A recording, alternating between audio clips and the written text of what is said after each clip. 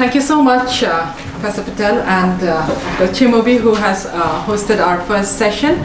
We now have the first panel, the students panel, and I hand over to Abby, who is online. She had to go for her fieldwork to Nigeria, but thank you so much, Abby, for doing this online.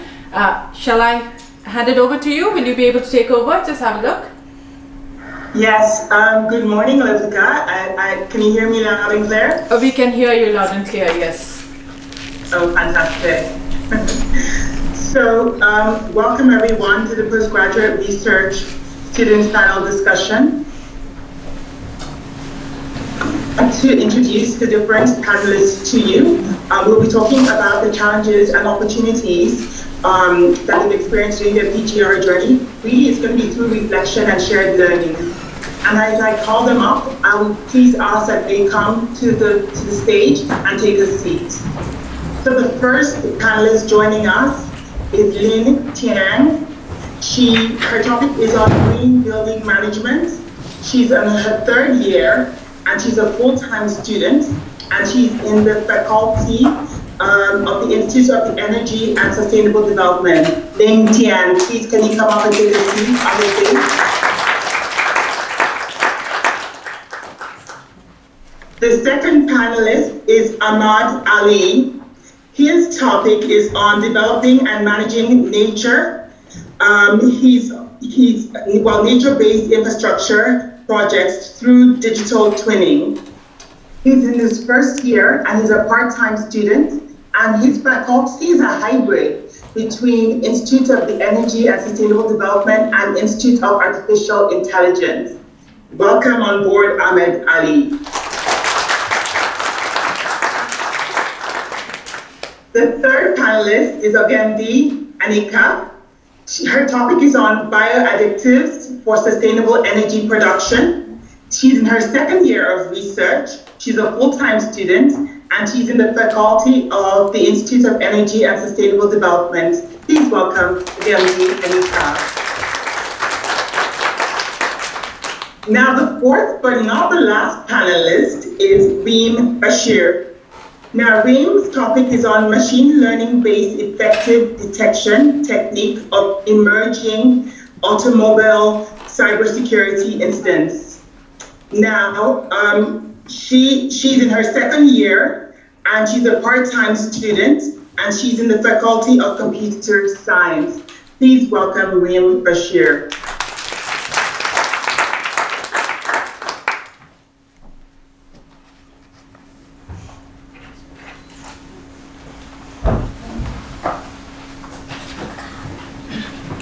Can you hear us, Abby? PGR students as well. Hello? Yes. Can you hear me? Yes, we can hear you. If there's a difficulty with the network, if you want to switch off your camera, you can. Okay, let me try switching off my camera to avoid disruption. Yes, thank you. Okay, so I'm Abimbola Okoye. You can call me Abby. I'm a PGR student, and I'll be moderating this session with Lipika. So Lipika will come in case there are any technological disruptions.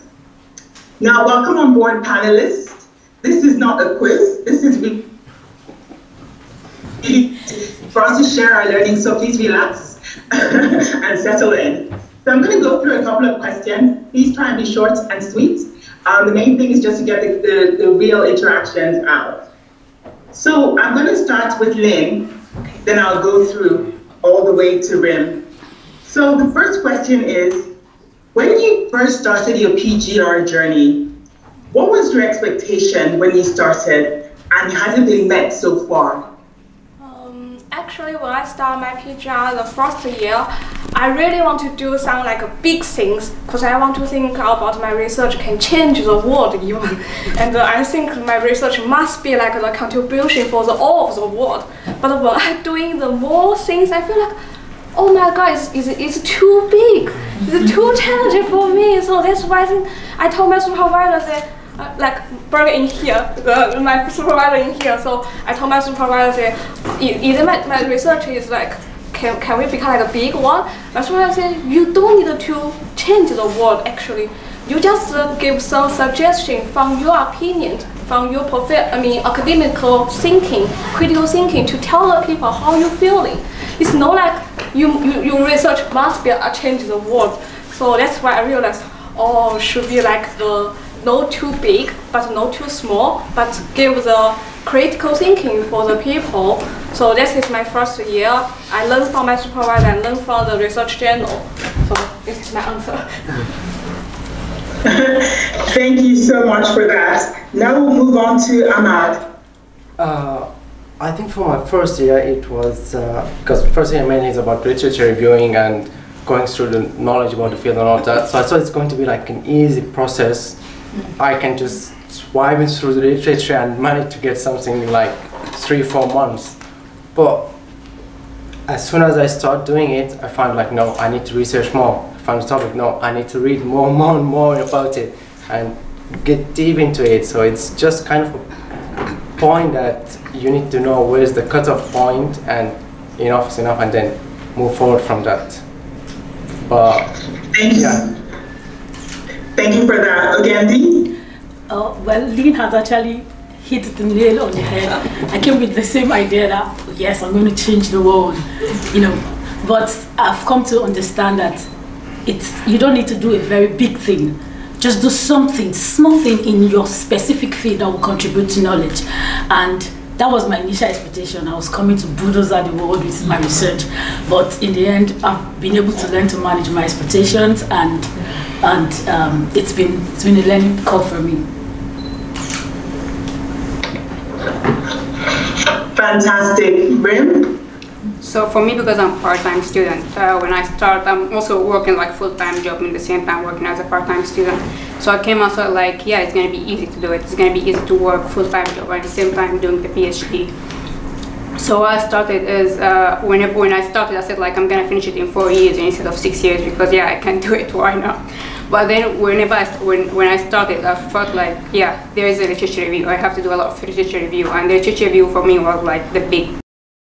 Sometimes speaking out or doing other things. So I want to ask Professor Hitler, what do you suggest they can do, especially now in the UK, with all that's coming in the autumn, how they can help their supervisors, because they have power that they don't have. I mean, supervisors do have power, and there are hierarchies in universities. No doubt about it. I mean, I have to say though, that, be honest, I remember going back to my own doctoral days. I was the doctoral representative, and I knocked on the head of department's door and said, it's fine we're being paid hourly to give tutorials, but no one pays us an office hour. We're meant to set aside an hour a week to greet students, but no one pays us for it. And I didn't have the courage myself, so I got 2 other students to come with me. Okay, and we got that office hour payment. Okay, we were very proud of ourselves. It was about £10, but we were very proud. So I think, you know, I think you've got to organise. You've got to have a strong PhD body. You've got to not be afraid to actually go to your PhD coordinator, and I'm a PhD coordinator, and actually tell them if there are things that need rectifying. In terms of the worries for the future, I think, yes, I think we always have worries, and I think perhaps we always did have worries as well. The casualisation of the sector is not new. It was taking place certainly, you know, 2 decades ago, 3 decades ago. Whether it's more now, perhaps it is. I still think there are opportunities there, but one cannot ignore, you know, ideas that you can teach for £20 in London today as being anything other than plain crazy. You know, it's if you're an average person who's got rent to pay, energy bills to pay, I'm afraid that really is not good enough. So I don't know whether I've answered. Yeah. Okay. Yeah, I think it's a good invitation to me. You have one question? Nothing to do, is just putting the questions there. Yeah, please, if online questions, what's that? No, I think it's just just a recap for those watching oh, okay. what the questions were, that was okay. all. So I don't know if you have any more. Yes? Two more questions. Please. In order to continue the professor's question, yeah. during into the current situation, how important is the publication and the teaching opportunity? Because it's funny. I mean, the thing that worries me at the moment is the general situation. But it seems that with COVID, with the current standoff between Russia, China, Europe, but we seem to be de-globalisation at the moment. There seems to be a process where actually it's more difficult to travel, it's more difficult to interact with certain countries, and that worries me because I think I've certainly been a recipient of globalisation and a beneficiary of that. So the general situation slightly worries me. In terms of the fundamentals, first thing you look when you see a CV for a position is you look at their publication records, their income bearing record, and their teaching record vis-a-vis with the spec, with the job spec. So I'm always someone who very closely sticks to the job specification. Okay, and therefore my advice always there is if you don't feel you fit the job specification, don't apply it, because I'm someone who looks very closely at that, and I tick boxes saying they meet that requirement, they meet that requirement, you know, and perseverance. I think that, again, I went for job interviews, gosh, everywhere, and, you know, you had to go from Scotland right down to Falmouth in Cornwall. Wow. You know, for how many hours, 10 hours on the train or whatever it was, and then I had to come back and it quickly got a rejection. And you know, you've got to pick yourself up. A resilience is needed in academia, which I'm sure everyone has because it's actually a process of PhD as well. But for fundamentals, I think, are still very much the same. Maybe preference of journals over books. Obviously, tier 1 and tier 2 journals. Make sure you know what you're publishing in, where it ranks. You know, because you'll be graded on that in terms of job opportunities. But you know, there's no doubt that softer skills as well. I mean, if you're networking, if you know a professor, if you've written with someone, you know, there's no doubt that academia has its own internal networks. Some of the persons that were in the lab upstairs where I was using their equipment told me it took them like close to 1 year to develop their method. I was like, no, that's you, not me.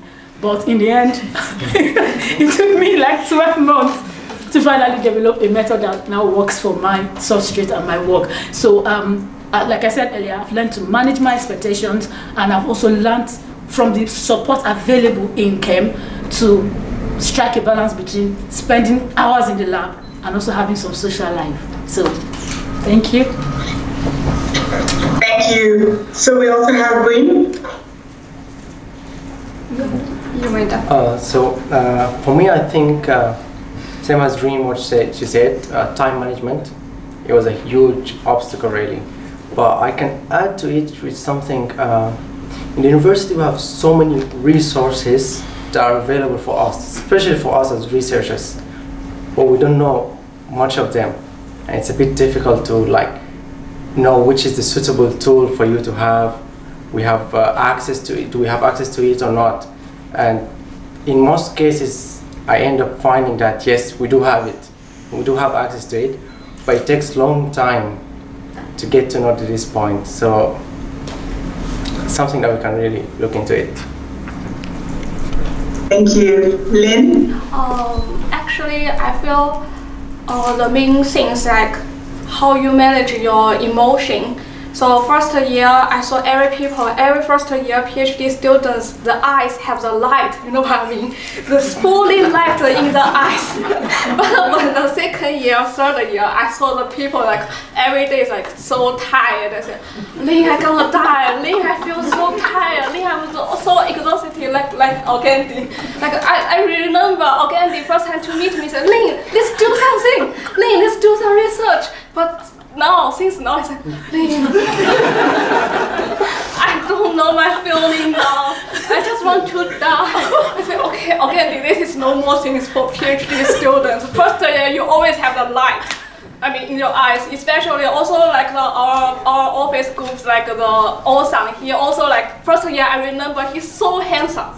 Really fully handsome boys in our office.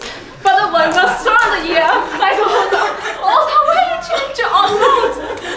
Why your face is like, why, what's wrong with you? I said, Lin, this is normal. So that's why I think research is like, keep you emotional and be positive and make your eyes have the light. I mean, at least the first thing we are doing. So this is my feeling.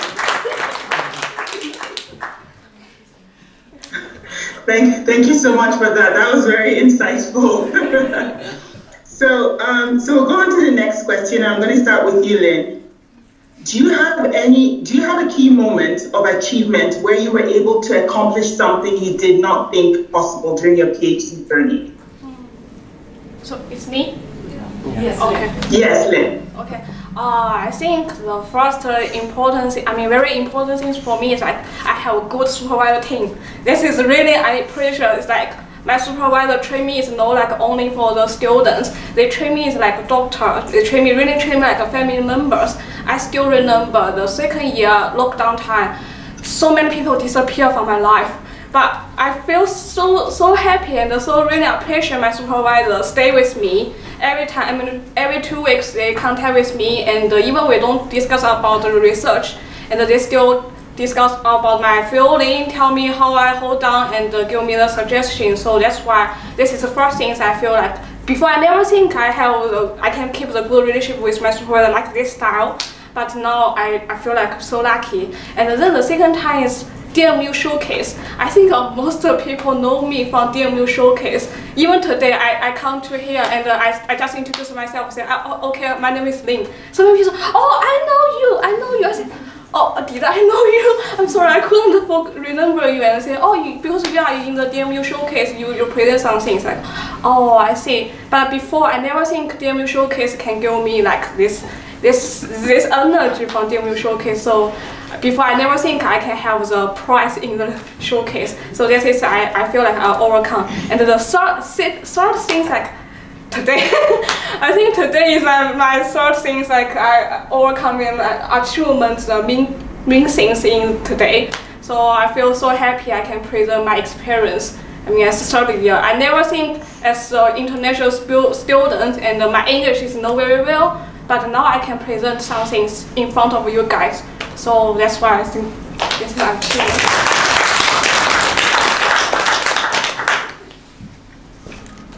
Ahmad? Yeah, so I think one of the most important things, as Kim mentioned earlier about key achievements, is to really know what's realistic and what can be done during this time frame, because we are not going to change and make a huge, big, massive change in the field. It's a small footprint that we're going to add. So knowing that, knowing the expectations, knowing the limitations that are there, and what can be achieved within this time frame is the key point really in that.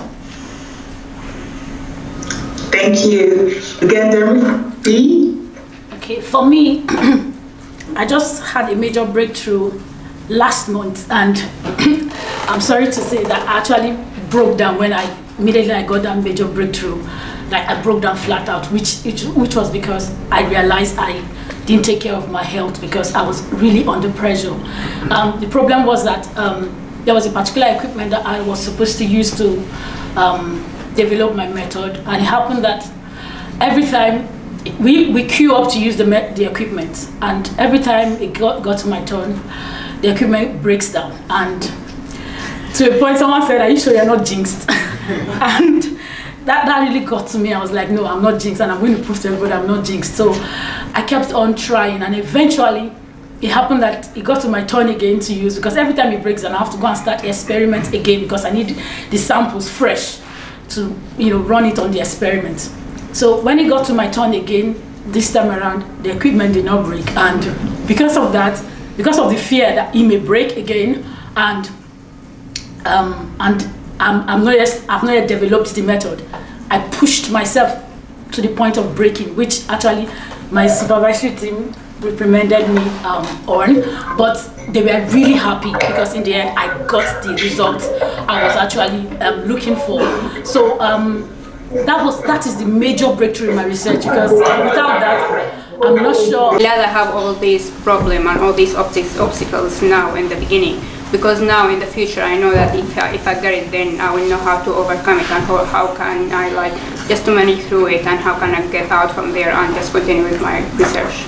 So that's the main thing. Fantastic.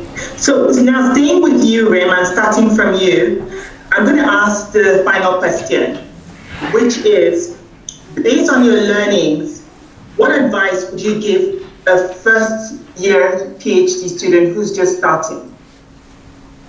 That's a big question.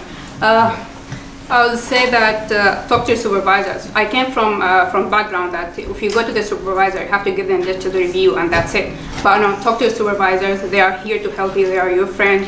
And last week, my supervisor said to me, like, I'm here to help you, Rim. I'm not here to judge you. So that was like a big thing for me. You have to talk to them. You have to tell them if you have any obstacles. You have to tell them like what you're doing, what you're not doing, where you find obstacles and all this stuff.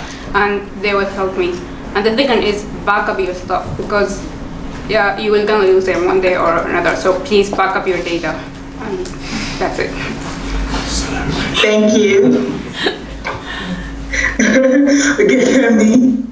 Okay, I would try to remind everybody the first thing I had during my orientation. It was online back home when I was in Nigeria. So because of the pandemic, we were allowed to do registrations and induction online. Professor Mark Lemon, I will never forget, said something. I just had it down, but I just recently went back to it after I broke down and I looked at it, because that was the key thing he said.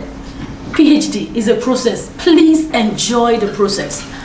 I forgot it entirely. I forgot that 2 years has gone and I've not really had much fun as I should have. I only just put my eyes on the work. I need to get results. I need to get results. Please, I beg you, enjoy the process. And if possible, try to do something. A friend of mine who I met as a PhD student, who has actually defended, pushed me to do something I've never done in my life. I've been daring to do, to actually start something that I'm excited about now, to ride a bicycle. Because when I came to the UK, everyone is riding a bicycle. Back home, nobody rides bicycle. It's either you trek or you just drive a car or you go into a bus. It's something that when I came, I was like, bicycle is not for me. I'll just keep jumping the box. But I'm happy that after I broke down and they said, no, we're going to make sure you have fun. They're like, what would you like to do? I was like, okay, I'd like to finally learn a bicycle you all have been talking about. And I'm really excited. Like, I was able to actually move the bicycle on Saturday. Like, move it practically. So please just enjoy the process. Don't just be focused on getting results and then have a boring PhD life. Thank you. Thank you, Ahmad. Yeah, I think I can add to this. Most of undergraduate students, when someone comes from undergraduate studies, think about the relationship between them and their supervisors as line managers. Here in the university we have great supervisors, but in a PhD the relationship is more friendly. Maybe at the beginning can be like this, but later on it gets to be as co-workers and the way they treat you. And most of the supervisors here are really great, and thank God I had a wonderful 2 supervisors. So the main point, choose wisely, because it's not just about the academic. You're going to still research and dig into it, but it's also about the relationship that you'll have with them. Yeah. Thank you. Lynn? Let me keep the summary of the experience and also with my third year experience. Be yourself, be brave, be positive, trust your supervisor, and keep your eyes have a light. That's all I'm saying.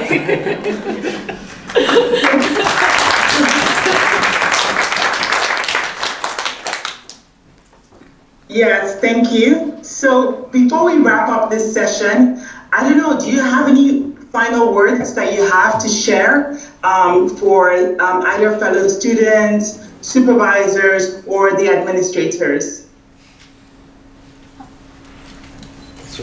Keep the light. Yeah, keep the light. Keep the light. Keep your light, turn on your light. Yeah. And trust your supervisor. Okay. Yeah. These are all the things. Any other words? For me, I know there will be highs and there will be lows. Just learn to manage your expectations. For me, I came and I believe that it's going to be all highs. There will be highs and there will be lows. Just know that, and just always try to reach out to people when you're struggling. Most importantly, like they've all emphasized, your supervisory team. I don't know what I would have done without my supervisors. They are like they treat me like I'm part of their family. So, like I think someone said it here, they treat you like part of their family. I don't know, DMU has that culture because I've spoken to other PhD students in different schools in the UK here. When I explain to them how my supervisor treats me like family, they're like, "Are you sure?" I was like, "Yes." So reach out when you're struggling. Thank you. Thank you. Any other words? Have fun enjoying the progress and the process in total. Okay, thank you.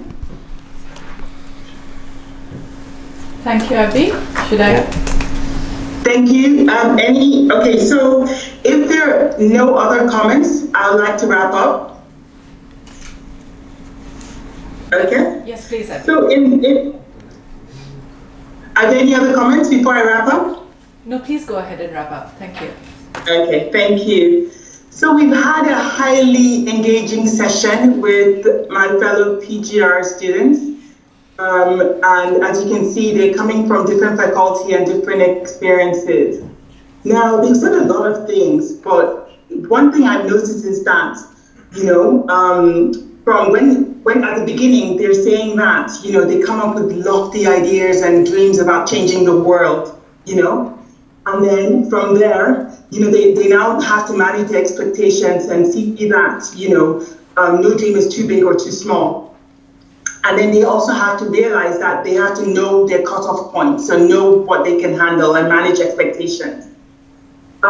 Some have also said that they can start by doing something small, so contributing in a little way to knowledge. And then some mentioned that gradually from the literature review, they're taking baby steps in terms of developing their work. They've had a lot of challenges along the way, but then they said that in managing their challenges, they take 1 hour a day at least, to do some of their research, as one of the panelists has said. Some are saying put in some deadlines and don't postpone the deadline. If not, you'll keep postponing it.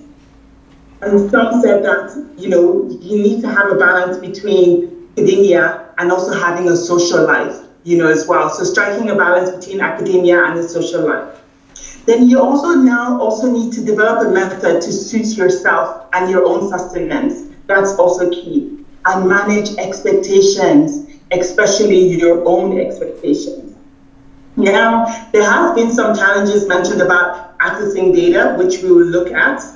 And then also with regards to managing emotions, especially our own, because we need to ensure that we are positive, and most importantly, we continue to see the light in our eyes, which is very critical. Now, in terms of overcoming some of these challenges, one is with regards to having a good relationship with our supervisors. That is very key. We also need to keep on participating in activities such as this one, so that we can build our confidence in terms of overcoming obstacles, because some of these obstacles are actually in our minds. And then knowing what is realistic and also knowing what can be achieved and then striking that balance. But most importantly, in achieving results, remembering to take care of ourselves and take care of our health. Then finally, in terms of advice that we're giving people starting their PGR journey, we need to ensure that you manage a relationship with your supervisors, talk to your supervisors, build relationships with your supervisors. And then ensure that you back up your data, because you're spending so much time developing data. You need to ensure you back up that data. Then in terms of your work, ensure that you enjoy the process and have fun. It's an experience, it's a journey, not a marathon. It's a journey. And then ensure that you continue to build relationships with your supervisor. I mentioned that earlier. But they said in the beginning, it might be frosty, it might be a line manager relationship, then it moves on gradually to a co-worker relationship, which is also critical. But remember, be positive, be yourself, and ensure to always turn on your lights. Now, turn on your lights. So as I wrap up, I like to say that this session has shown us that we need to have a collective mindset where we have collective ownership and shared learnings. We also need to realize that we are not alone in this PhD journey, so we need to achieve this together. Thank you so much. Special thanks to our panelists, Lynn, Ahmad, Gedemi, and also Rim. My name is Abimbola Koya. I'm your moderator, and I've been supported by Lipika, and it's been really lovely. Thank you, and enjoy the rest of the conference.